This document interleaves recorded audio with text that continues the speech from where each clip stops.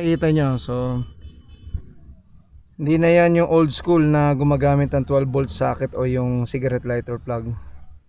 Sa internal connection with the power box. So yan, makikita nyo. So wala mga wiring, very smooth installation yan. And this is the monitor. So hindi pa tapos no, maya maya ilalagay na yun. So hindi pa na lumalabas yung rear camera because hindi pa siya connected.